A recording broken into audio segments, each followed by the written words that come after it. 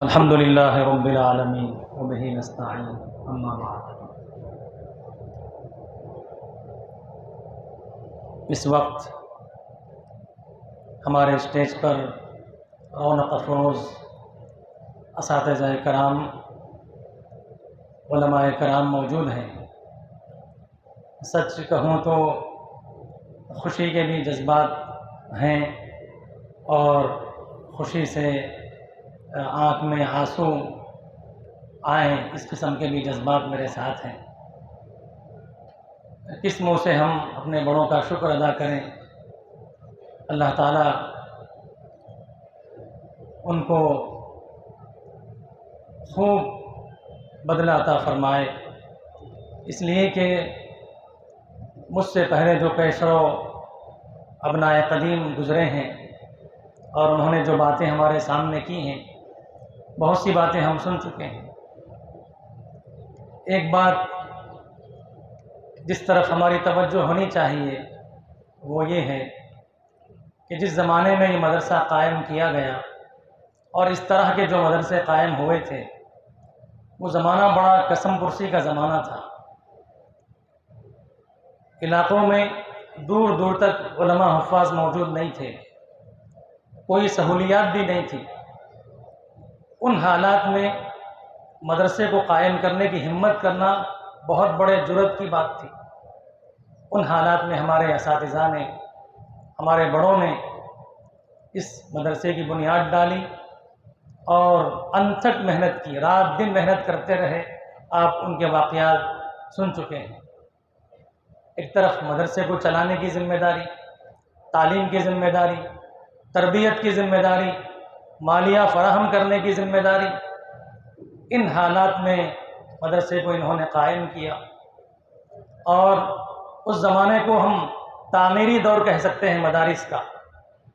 اب جو زمانہ چل رہا ہے یہ تزئینی دور ہے، تزئینی دور ہے۔ مدارس میں اعلیٰ سے اعلیٰ تعلیم ہو اور پختہ ہو، تعلیم میں ہر اعتبار سے کسی قسم کی کمی نہ ہو، تبھی ہم مدارس چلا پائیں گے، مدارس کا فیض آگے بڑھا پائیں گے، اور جو فیض ہم نے حاصل کیا یہ فیض آگے قیامت تک چلتا رہے گا۔ پھر آج کل بہت سے مدارس قائم ہیں، جگہ جگہ پر مدارس قائم ہیں، جیسا کہ استاد محترم مومن حافظ صاحب نے کہا تھا کہ مدرسے ہیں لیکن بچے نہیں ہیں، کم ہیں بچے۔ اس کی جہاں بہت سی وجوہات ہیں، اس میں ایک اہم وجہ یہ ہے کہ ذمہ داران مدرسہ کو بہت ہی شفقت اور محبت کے ساتھ تعلیم دینے کی ضرورت ہے۔ جیسے ہمارے بڑوں نے دل کے درد کے ساتھ محنت کیا، اس درد کو اگر ہم اپنے اندر پیدا کریں گے تو اللہ ہم سے دین کی خدمت لے گا اور دین سے ہم کو وابستہ رکھے گا۔ ابھی بڑے حافظ صاحب کے سلسلے میں ہمارے خلیل بھائی نے ایک بات کہی تھی کہ ہم کو بہت مارا کرتے تھے، لیکن شاید میرا نمبر 9واں یا 10واں ہے حفاظ میں سے۔ میں بھی قضا کی مسجد میں داخل ہوا تھا، میرا داخلہ وہیں پر ہوا تھا، لیکن میرا اختتام یہاں پر ہو۔ لیکن مجھے یاد نہیں پڑتا کہ بڑے حافظ صاحب نے مجھے کبھی مارا ہو۔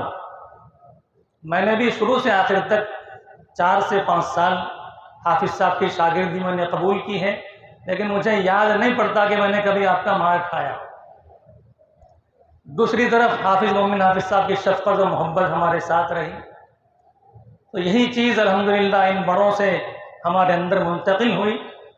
مختصر یہ کہ جب ہم نلگنڈا گئے خدمت کے لیے، بات کو مختصر کرتے ہوئے سمیٹتے ہوئے کہتا ہوں، یہ دو حضرات کا ذہن ہمارے اندر کار فرما تھا۔